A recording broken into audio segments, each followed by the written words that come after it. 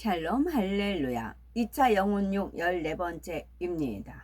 큰 마음, 영의 마음을 이루기 위해서 마음의 구성 요소에 대해서 구체적으로 살펴보겠습니다. 자신의 마음 안에 어떤 비진리가 있는지 알아서 그 비진리를 빼어버리고 진리로 채울 때에 마침내 온전한 영의 마음이 될 수 있습니다. 원래 아담의 마음은 진리의 지식들만 채워진 진리의 마음이었지요. 그런데 그가 범죄하여 영이 죽게 되자 그 안에 담긴 진리의 지식들은 점점 사라지고 비진리의 지식들로 채워졌지요. 그러나 진리의 마음도 일부는 남아있기 때문에 사람들은 선한 것을 좋다고 생각하며 선을 추구하려고 합니다. 생명이었던 아담의 영이 죽자 아담의 마음에는 원래 아담의 근본 재료인 흙의 성질이 적용되기 시작을 했습니다. 흙은 그 안에 어떤 성분을 가미하느냐에 따라 토질이 달라지는 특성이 있습니다. 맨 처음 영의 지식으로만 채워져 있던 아담의 마음이 옥토와 같이 기름지고 부드러운 본성을 갖고 있었다면 점차 독하고 악한 성분들이 첨가되어 변질된 본성을 갖게 된 것입니다. 흙에 어떤 성분을 가미하느냐에 따라 토질이 달라진다. 토질이 달라지는 특성이 있다 하였습니다. 그럼 우리 각자 마음이 길가, 가시떨기, 길가밭, 돌짝밭, 가시떨기밭, 옥토밭이에요. 그러면 누구나 옥토밭이 되기를 원해요. 하나님의 말씀을 들으면 그것을 그대로 싹이 나서 백배 열매 거두는 옥토밭이 되기를 원해요. 전에 산에서 흙을 좀 퍼왔던 거 지렁이가 있어서 제가 너무 이렇게 이렇게 징그러워 하니까 옆에 있는 사람이 지렁이가 있냐고 이제 그러면서 지렁이가 있는 것은 흙이 좋다는 거다 그렇게 알려주셨어요. 그러면 지렁이 같은 짓밟힌 야곱이었잖아요. 지렁이 같이 밟혔잖아요. 지렁이 같은 너 야곱아 그랬단 말이죠. 그리고 악에게 지지 말고 선을 악을 이겨라. 그런 말씀도 있고요. 그러면 지렁이 같이 그런 마음이 있어야 내 안에 지렁이가 있어야 돼요. 그래야 내 마음이 옥토가 돼요. 그 지렁이가 내 마음을 옥토밭으로 일궈지는 그 역할을 하는 것입니다. 내가 지렁이같이 짓밟힌다 할지라도 왜 날 밟아? 왜 내가 밟혀야 돼? 그렇게 자기가 살아나는 거는 옥토밭이 아닌 거죠. 그런다 할지라도 하나님만 아시면 돼. 그러면서 참고 인내하고 했을 때 옥토밭이 되는 겁니다. 누가 어떤 싫은 말 했거나 어떤 거 하면 벌써 자기가 드러나는 거잖아요. 그건 옥토밭이 아닌 겁니다. 지렁이 같은 너 야곱아. 그것은 선으로 악을 이겨라랑 짝이 되는 말씀입니다. 사람이 태어나서 보고 듣고 느끼는 속에서 마음에 악이 들어오는 만큼 그 본성이 변질됩니다. 간사하고 교활한 성질, 비겁한 성질, 거칠고 포악한 성질, 자기 유익을 구하는 성질, 거짓되고 핑계대는 성질, 교만하고 무례한 성질, 이런 악한 성질들이 들어와서 사람의 마음밭을 점점 비진리로 변질시켜 나가는 것입니다. 한 가지 부분인데 거의 이게 다 해당이 되네요. 간사한 거, 교활한 거, 비겁한 거, 거칠고 포악한 거, 자기 유익을 구하는 거, 거짓되고 핑계대는 거, 교만하고 무례한 거, 이런 악한 성질. 사랑은 하면서 사랑한 15가지 성품이 있잖아요. 사랑을 오르차고 오냐며 투기하지 아니하며 그 쭉 있듯이 그 반대. 악은 간사하다, 교활하다, 비겁하다, 거칠다, 포악하다, 내 유익을 구한다, 거짓된다, 핑계댄다, 교만하다, 무례하다, 이런 성질들, 이것을 내 안에 있는가?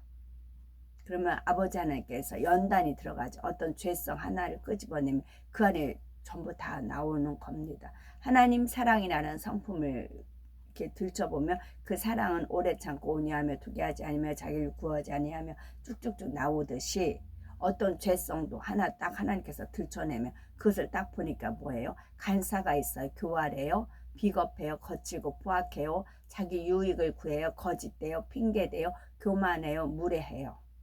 그런 성질이 된다는 겁니다. 이렇게 마음의 비진리가 들어오면서 만들어진 본성은 사람의 길을 통해 그 자녀와 후손들에게 전달이 됩니다. 기라는 것은 사람의 전신에서 나오는 진액의 결정체이지요. 하나님께서는 사람의 정자와 난자 안에 각 사람의 기가 담기게 하셨습니다. 기 속에는 외모는 물론 체질이나 지능, 성격, 심지어 버릇까지 담겨 있지요. 그러므로 기를 물려받은 자녀들은 부모를 닮게 됩니다. 이때 마음의 성질, 곧 부모의 본성도 기 안에 담겨서 후손에게 전달이 됩니다. 부모의 마음밭이 옥토일 때에는 자녀도 옥토의 마음을 타고나기 쉽고, 부모의 마음이 길과 밭 같은 토지를 가졌을 때는 자녀도 대체로 강팍한 것을 봅니다. 그런데 본성은 타고나는 것으로 완성되는 것이 아닙니다. 타고난 마음밭도 중요한 비중을 차지하지만 본인이 태어나고 자라면서 접하는 환경 속에서 마음에 어떤 것을 받아들였는가에 따라서 변합니다. 악한 환경 속에서 비진리를 많이 접하고 악한 것을 보고 듣고 느끼며 마음에 받아들이는 만큼 본성이 악해집니다. 반대로 선한 환경 속에서 자라면 본성에 악이 비교적 적게 심어질 수 있지요.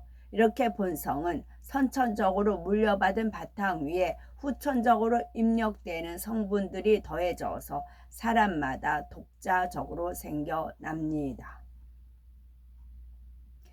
각 사람이 태어나면서부터 만들어진 본성 속에서 나름대로 이것이 선이다, 저것이 악이다 하고 기준을 세워 놓은 것이 바로 양심입니다.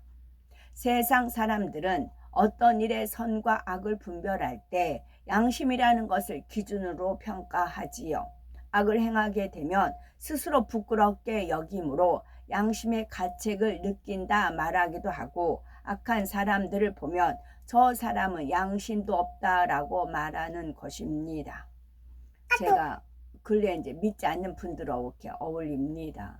그러니까 주일날 활동을 하죠. 그러다 보면 이제 겉모양은 번들번들해요. 겉모양은 번들번들합니다. 근데 이제 어떤 분이 뭐 초콜릿을 준다면 그 먹고는 그냥 봉투 휙 버려요. 그 이제 물도 주면 물 먹고는 휙 이제 병도 아무데나 버리고 그래요. 그걸 두 차례나 봤어요. 겉모양은 번들번들합니다. 근데 행함은 그렇게 나와요.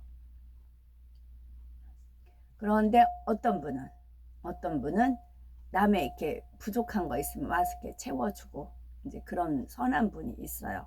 이제 감동이 되고 그러지요. 그래서 이제 뭐 자기가 떠난 자리는 깨끗하게 뭐 그런 것이 있듯이, 이제 저 같은 경우는 봉투를 아예 여의분 갖고 가가지고 비닐 장갑까지 가서 이제 우리가 어떤 일을 치르고 나면 이제 담배꽁초 막 그런 거 다 이제 주워서 담아서 이제 쓰레기통 갖다 버립니다. 그러다 보면 제가 의뢰에 그러다 보면 다른 분들도 이제 또 한쪽에 봉투를 세워놓고 쓰레기는 여기다 담으세요, 제가 말을 해요. 그러면 다들 거기에 따라 주세요. 어르신들 그렇게 따라 주세요. 그러다 보면 질서가 잡혀요. 서로가 신뢰 안 하고 서로가 배려해주고 그래요. 그래서 자기 유익을 구하는 사람 딱 있으면 못 견뎌요. 그 다음에는 안 나와요. 우리는 작은 거라도 콩 반쪽이라도 서로 나눠 먹으려고 하고 그러거든요. 그렇게 모임이 아름답게 만들어지더라는 것이지요. 그런데 이러한 양심은 본성으로부터 나오는 것이므로 절대적인 선의 기준이 될 수 없습니다. 본성이 사람마다 다른 것처럼 그 본성 가운데서 분별하는 선과 악의 기준도 다르기 때문이지요. 가령 어떤 사람은 흉악한 범죄자가 있을 때 의분에 못 이겨서 그를 처벌해야 한다며 죽이는 경우가 있습니다. 이는 분명히 살인이라는 죄임에도 내 양심에는 옳은 일을 했다, 나는 떳떳하다라고 주장하는 것입니다. 또 도둑질이 선이냐 악이냐 묻는다면 대부분이 악한 일이라고 답하겠지만, 어떤 일에 대해서 도둑질이냐 아니냐 물으면 각 사람의 양심이 다른 것이 드러납니다. 어떤 사람은 아무리 작은 것이라도 남의 것을 취하면 양심의 가책을 받습니다. 그러나 대부분의 사람들은 아주 사소한 물건을 주인에게 알리지 않고 사용했거나 적은 돈을 빌려 쓰고 갚지 않는 것 정도는 대수롭지 않게 여기지요. 이때 상대가 왜 남의 것을 함부로 손대느냐 하거나 빌려준 것을 갚으라 하면 오히려 그렇게 작은 것을 가지고 속 좁게 군다라고 오히려 상대를 좋지 않게 생각하는 경우가 있는 것입니다. 또한 세대와 지역에 따라서도 양심의 기준이 많이 다르지요. 누구나 부모님을 공경해야 한다라고 생각하겠지만 공경하는 방법도 사람마다 다릅니다. 예전에는 서울에 있다가 시골에 가면 부모님께 인사드리기 전에는 다른 사람에게 인사하지 않는 경우가 있답니다. 부모님께 먼저 인사를 드린 후에야 다른 분들께 인사드리는 것을 마땅하다고 배웠기에 그렇게 하지 않으면 양심에 꺼리끼는 일이 있는 것이지요. 그러나 서양 사람들이나 젊은 사람들은 부모님께 인사를 드리기 전에 다른 가족을 만나 먼저 인사해도 부모님께 무례히 행했다고 양심의 가책을 느끼지 않습니다. 이렇게 세상 사람들의 양심은 각각이라서 선과 악의 기준이 될 수 없습니다. 그럼에도 사람들은 자기 양심의 기준이 선하고 옳은 것이라고 착각하면서 살아가지요. 그러면 과연 나는 어떤 기준에 맞추어야 참으로 선과 악을 구분할 수가 있는 걸까요? 참된 선의 절대적인 기준은 오직 선 자체요, 진리 자체이신 하나님의 말씀에서 찾아야 합니다. 우리의 양심 또한 하나님의 말씀에 비추어 진리로 변화시켜 나가야 하는 것이지요.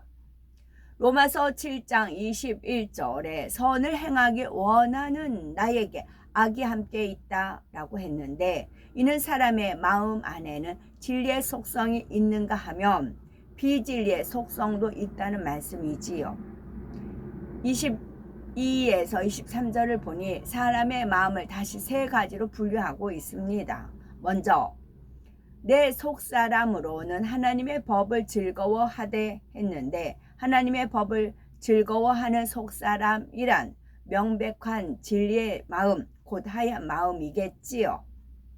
내 지체 속에서 한 다른 법이 내 마음의 법과 싸워 내 지체 속에 있는 죄의 법 아래로 나를 사로잡아 오는 것을 보는도다 했는데, 여기서 내 마음의 법이라는 것은 바로 스스로 만들어낸 양심을 의미합니다. 그리고 내 지체 속에 있는 죄의 법이란 명백한 비진리의 마음, 그 원수 마귀로부터 심어진 검은 마음을 말하지요. 결국 이 말씀은 사람이 진리의 마음에서는 하나님의 법을 지키고 싶지만 비진리의 마음이 양심마저도 억제하여 이기면서 죄악을 행하게 한다는 뜻입니다.